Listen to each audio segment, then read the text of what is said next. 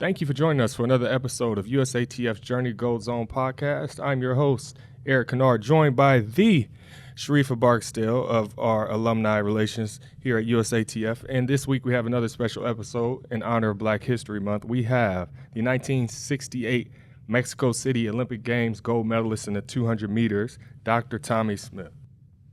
And yes, it's such an honor, Dr. Tommie Smith, to have you to come on this podcast, because I know you wouldn't do it for anyone. And it's just such an honor. But before we go into it, I just want to, a little birdie told me how serious you were every time you came around, and that they thought that you were a mean person. But deep inside, you had this joyful feeling and giving to children.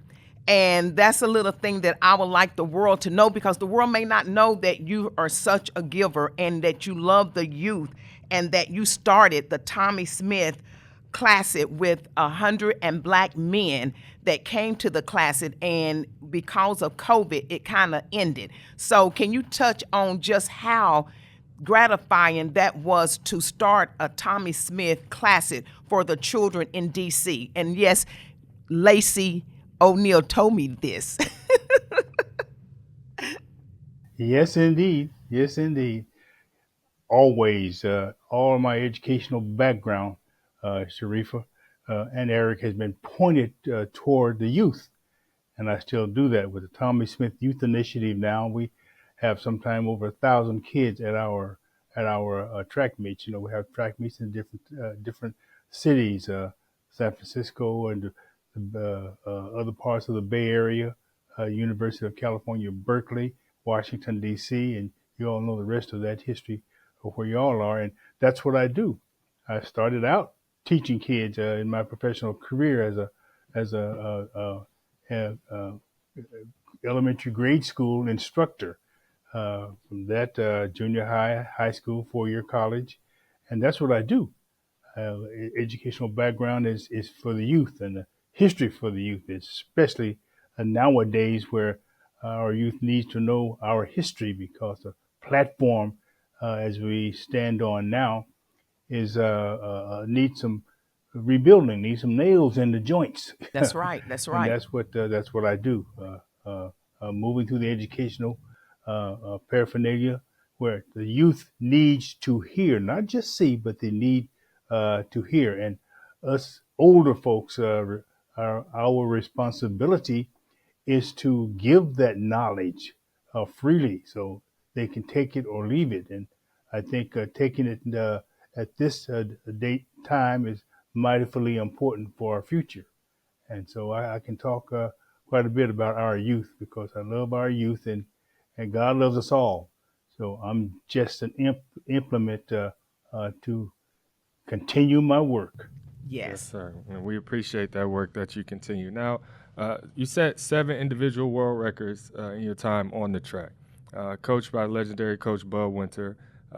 And, you know, for all intents and purposes, the most historic sports moment, from my perspective, took place in the form of, you know, obviously the silent gesture, as the book that was written after your life was published, that took place on the stand in 1968 in Mexico City. And you speak about history, Dr. Smith.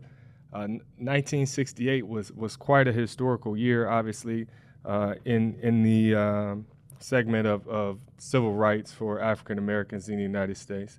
In April, Dr. King was slain. Obviously, you know, Senator Kennedy as well. And, you know, you at the age of 24, a young advocate in the making, inspired by Dr. Harry Edwards, was a participant of the Olympic Project for Human Rights. Can you speak a little bit about, you know, how enthused you were, you know, at that time to not only be a representative of your country, but also a representative of your community?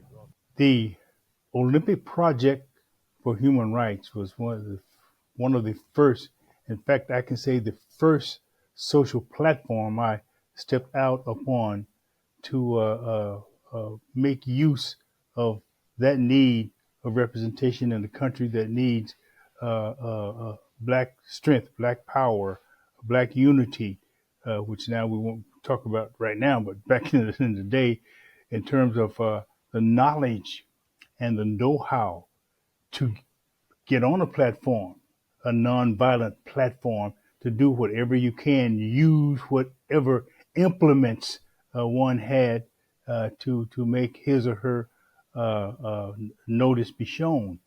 And mine was certainly on the track.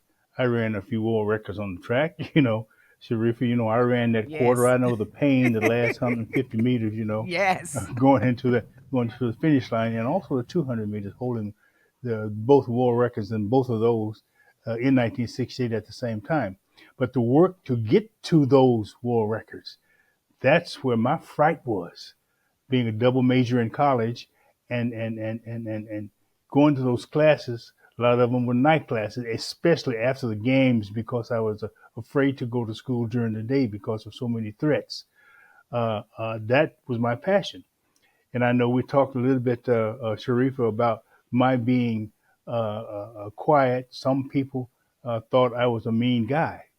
I was just a serious guy, just Right. like I am now dealing with our youth to move forward proactively and gathering all of our inside blessings which God gave us to move forward to help those behind us.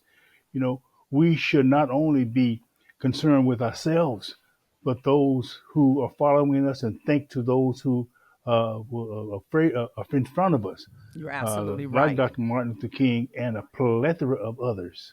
So that's where my passion was, getting on the track, doing the best I possibly could. World records was world records.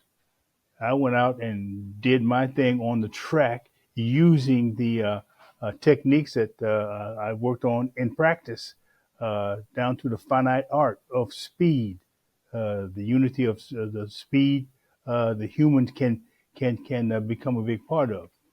Now, Barksdale, you know the pain. The pain I used after the quarter mile was the pain I felt when I was talking to youth and knowing that they didn't know, and hoping that they would hear what I had to say, even Right. in my young years of teaching and coaching. I grew from that into the big platform, dealing with the political part of moving forward. The Olympic Project for Human Rights, young folks, was just that, a That's right. platform. Yes. Yes. Olympic Project for Human Rights. Not the Olympic platform to hurt somebody, to kill somebody, but to bring to the front the need to move forward. And my platform was the Olympic Games. I And I was, think that's where people miss the point. The point is bringing it to the platform for youth to understand where we were and where we are today. And by you're doing that with the youth and stuff, it's shedding a light because they don't know the history. But through your foundation and through the organization and going to the youth and having these talks with them, they are beginning to understand the struggle and where we are today. And we're still struggling. still struggling, and there's room for every participant nonviolently who want to go and do something. Find your own platform, even if it's waving your hand and smiling. That's right. Give that love to someone who really just can't feel love by just walking past someone. But the idea of good morning, how are you today? Speak and move on. A sour look is very detrimental to anybody because you can see it. They call me a mean guy because when I walk past someone, I would say, "Hello, how you doing?" You know, it usually was on the track where I'm being smart now, okay? Yeah, right. But you know Because I what? love to pass people on the track. But you know what? I tell people every day, it doesn't cost you not 1 cent to say hi, how are you doing, That's right. with a smile, with a great attitude, because it goes a Amen. long way because you don't know what that person is going through. And that's the reason why I make it a point to smile, to say hi, how are you doing, because it doesn't cost you not 1 red cent. Not one. Yes. No, not one. No, not one. One of my Yeah, favorite the songs. mine's too. Yes, Yes. indeed. Visually respectful and non-militant protests took place, obviously, the day of the finals of your gold medal in the 200 meters. But that day was filled with its own adversities as, for all intents and purposes, you were unsure if you would even participate in the final after having an injury. Just can you speak a little bit, Dr. Smith, about what was on the forefront of your mind before that final? Was it the impact that you would have on the world as it relates to, by way of the Olympic Project for Human Rights? Or was it, just having that singular focus on how can I, fulfill and accomplish my dreams out here on the track first as the first responsibility, and then, continue to have an impact? That was the last plank, PLANK, of my platform was that race. Yes, I know, Eric, I had a injured, Growing. gosh, thank you very much. It's been a couple of years since I had, a groin area muscle.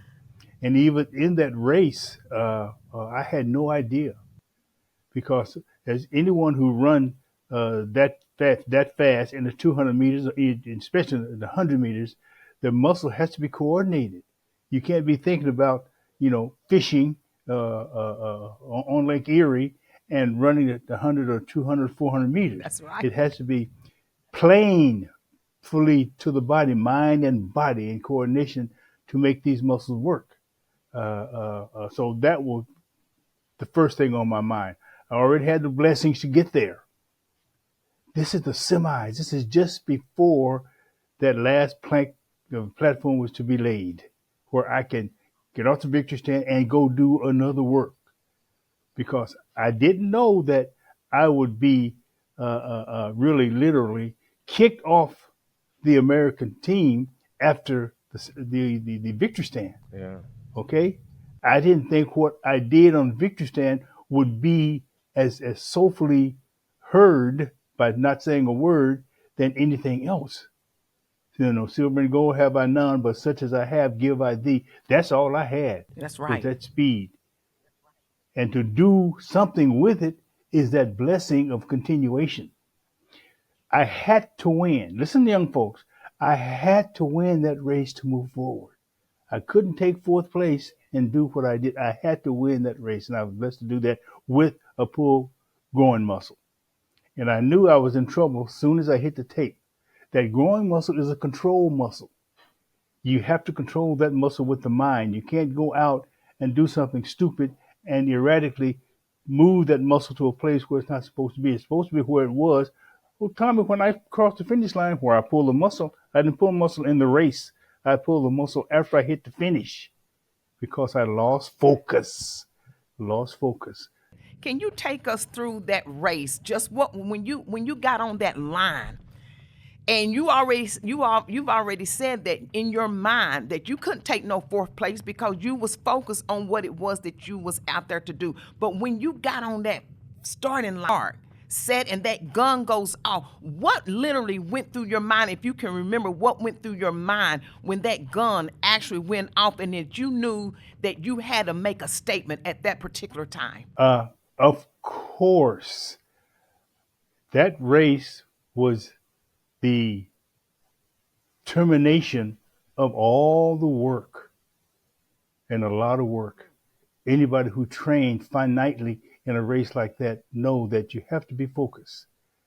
Now, standing behind the starting blocks before we got the information of on your marks, I had to stand there and watch all of these world-class athletes take practice starts. And if you look at the film, I was standing behind in the back with my sweats on because I couldn't warm up. I was afraid I'd pull that muscle more. I couldn't warm up. I couldn't take practice starts. I'm looking at guys from Jamaica inside of me, way on the outside, Australia, and right next to me, John Carlos, and here I am with the world record holder with the pulled groin muscle. Wow. What do you think I thought? I wanted to turn around and run the other way and get off the track. Oh, I'm done. But you didn't. But I couldn't. I couldn't. I didn't have the freedom to do that. I was locked in to do something, and that's what it was. So I had to try the first 5 steps. I'm 6'4". I was about 190 pounds then. That's a pretty big guy. I had to use maximally all I had without pulling what I had already injured running in a race with the fastest people in the world on a platform, the Olympic Project for Human Rights, I had to do so I could speak. Mm-hmm. I mean, what do you think I was thinking? I was praying Hebrew 11:1. Hebrew 11, faith. Faith I had. The substance of things to hope, subject of things hoped for, the evidence of things not seen. So I knew there was something there, but I had to get there before I could see it.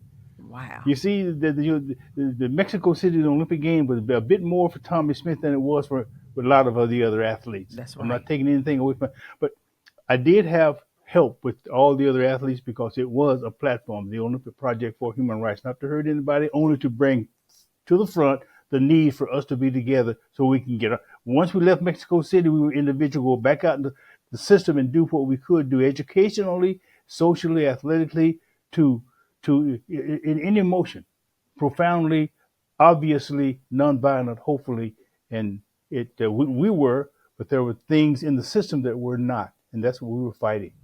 Yes, sir. Yes, It's sir. a long story, and I'm happy to talk to you young folks about things of this sort. Yes. We appreciate it. And that race was a run from third place to first place while doing what would be known to be in the future is, a Usain Bolt, as in pulling off of the gas, but what originated with you letting off the gas in '68 in Mexico City and thrusting your arms into the air as you cross the finish line. Yeah, young folks don't throw your arms up before you cross the line. Throw your arms up after you cross the line. That's right, because you got to get across I was so happy. that line. I was so elated. If you look at that face, once those hands went up, it was a genuine smile on my face when those hands went up.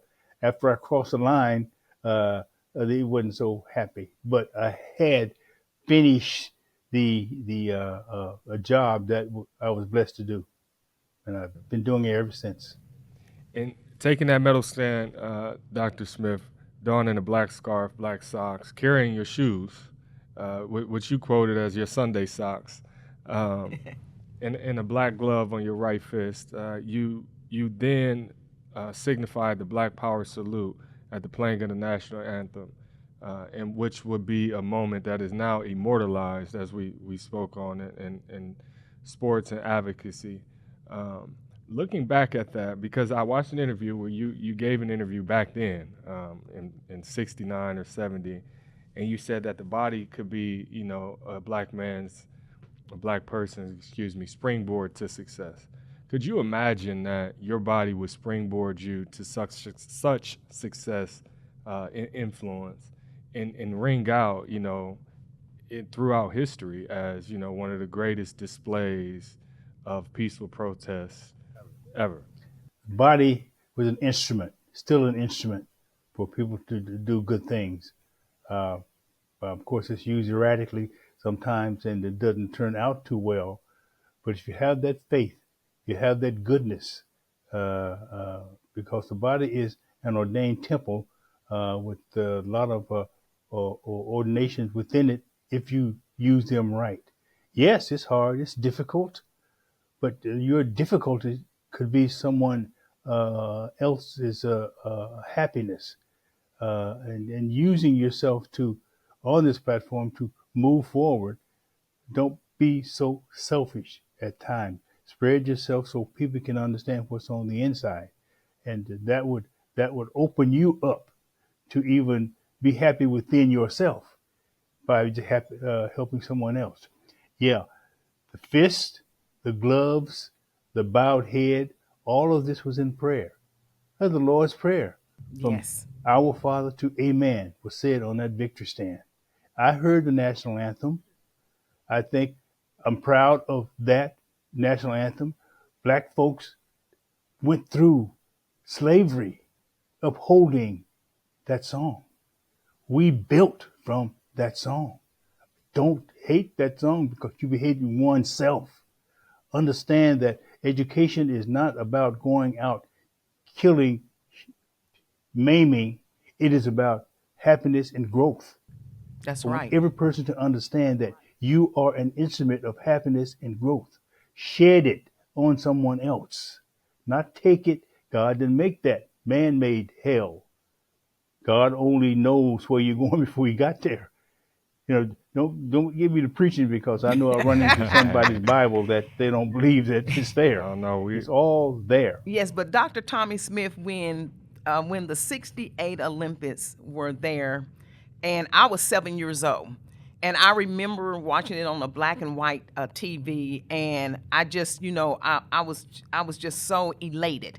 And when I hear you speaking about, your the Black Glove and peaceful protests and things like that, it still gives me chills today. But then I reflect back to April 2023 when the USOPC honored you all and inducted you into the Hall of Fame, you and John Carlos. And I was there to witness that. And when they called you all's name up there on that stage, I still get goosebumps just talking about it. What was going through your mind knowing after 55 years that they denied you all of being inducted into the Hall of Fame, and for that day to actually come and stand there and receive what was rightly deserving for you all? How did you feel? I mean, because right now I can get emotional right now because it's a feeling that comes over me. But at that particular time, what was going through your mind and how did you feel? The pride of knowledge, of recognition, because of the work that I was blessed to do, to spread. And there I was walking upon another platform of identification because of the work. If you work, when you work, you will be rewarded. That's right. Sometime you will be rewarded. Young folk, you will be rewarded, but you have to make those steps. Jesus made those steps. Here we are because of those steps he made. No, I'm not Jesus. I am an implement of his to move forward on that platform. Yes, I was very proud to step up there in my 99-cent suit, but I was there. Yes, Well, you were. I'm sure you looked good. Oh, he Dr. was Smith. sharp. I had on my Sunday socks. Socks very similar to those I had in Mexico City. Those were my Sunday socks, you know. Yes, sir. I was afraid I'd slip around. You know, your Sunday socks are kind of silky like, and it's very thin. Yes. Those are the socks I wore in Mexico City. I mean, I thought I was cool walking up there in my Sunday socks. Well, you were cool to me is definitely a poster that was placard upon the wall of mine throughout my career in high school and in college. And we appreciate you, Dr. Smith, for your lifelong commitment to education, athletics, and advocacy in the youth and continuation. And we want to thank you again for joining us. We are very extremely humble and honored to be graced with your presence. As we know, this is not a something that you partake in all the time. So Yes. we thank you for joining us again. We'll let you get back to your own personal time. And thank you for joining us for another episode of USATF Journey that Goes On. Thank you so much, Dr. Tommie Smith. We love you. I love you. Thank you all so much. I enjoyed this platform with you, young folks. Keep working forward, move forward. Look up every now and then. That's right. Yes, sir. Yes, sir. Yes, sir. Thank you. We appreciate you. You have a good afternoon.